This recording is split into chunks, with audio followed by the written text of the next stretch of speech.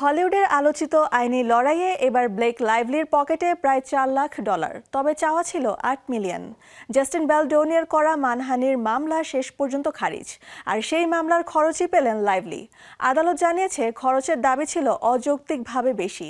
বেলডোনির আইনজীবীর দাবি মাত্র 5% অর্থ পেয়েছেন লাইভলি। তবে লাইভলির পক্ষের মতে এই রায়ে প্রতিশোধমূলক মামলার বিরুদ্ধে গুরুত্বপূর্ণ এক বার্তা। We gather stones, never knowing what they'll mean. হলিউডের বহুল আলোচিত ব্লেক লাইভলি ও জাস্টিন বেলডনের আইনি লড়াইয়ে নতুন মোড়। 26 অগস্ট ব্লেক লাইভলিকে প্রায় $4 লাখ অ্যাটর্নি ফি ও আদালত খরচ দেওয়ার নির্দেশ দিয়েছেন আদালত। তবে লাইভলি যে $8 মিলিয়ন দাবি করেছিলেন তার তুলনায় এই অর্থ অনেকটাই কম। বিচারক লুইস লেমন লাইভলির জন্য $3,63,000 আইনি খরচ এবং আরও $44,000 আদালত খরচ অনুমোদন করেছেন। ঘটনার সূত্রপাত ইট অ্যান্ডস উইথ আস সিনেমাকে কেন্দ্র করে।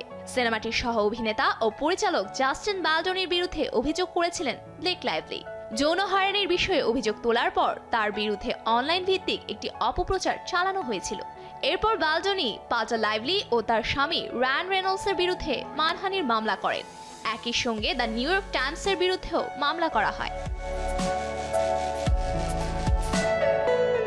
তবে বেলডনির সেই মানহানির মামলা শেষ পর্যন্ত টেকেনি। মামলাটি খারিজ করে দেয় আদালত। বিচারক জানান লাইভলির অভিযোগগুলো আইনি সুরক্ষার আওতায় ছিল এবং নিউ ইয়র্ক টাইমসের প্রতিবেদনটি চলমান আইনি প্রক্রিয়ার ন্যায্য বিবরণ হিসেবে প্রকাশিত হয়েছিল। এরপর বেলডনির ব্যর্থ মানহানির মামলা মোকাবিলায় হওয়া আইনি খরচ ফেরত চেয়ে আদালতের দ্বারস্থ হন লাইভলি।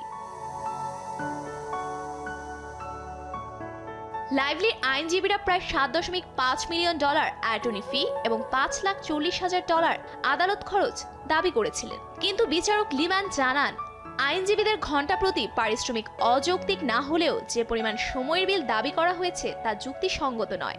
ফলে লাইভলির দাবির মাত্র প্রায় 5% অর্থ অনুমোদন করা হয়। বেলডনির আইনজীবী এই রায়কে নিজেদের জন্য গুরুত্বপূর্ণ জয় হিসেবে বর্ণনা করেছেন। অন্যদিকে লাইভলির আইনজীবীদের দাবি এই সিদ্ধান্ত দেখিয়েছে অভিযোগকারীদের বিরুদ্ধে প্রতিশোধমূলক মামলা করলে তারও আইনি পরিণতি হতে পারে। মে মাসে দুই পক্ষের 18 মাসের আইনি লড়াইয়ের অবসান ঘটে সমঝোতার মাধ্যমে।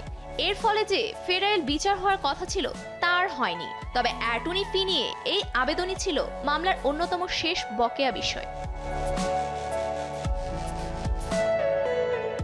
$8 মিলিয়ন দাবির বিপরীতে প্রায় $4 লাখ। ব্লেক লাইভলির জন্য অঙ্কটা হয়তো প্রত্যাশার চেয়ে অনেক কম। তবে তার আইনজীবীদের মতে এই রায়ের গুরুত্ব টাকার অঙ্কে নয়, বরং অভিযোগের পর প্রতিশোধমূলক মামলা হলে তারও যে আইনি পরিণতি হতে পারে সেটি বড় বার্তা। আর সেই বার্তা দিয়েই আপাতত পর্দা নামছে হলিউডের বহুল আলোচিত লাইভলি বেলডনি আইনি লড়াইয়ের। Safura Afrin, showbiz tonight.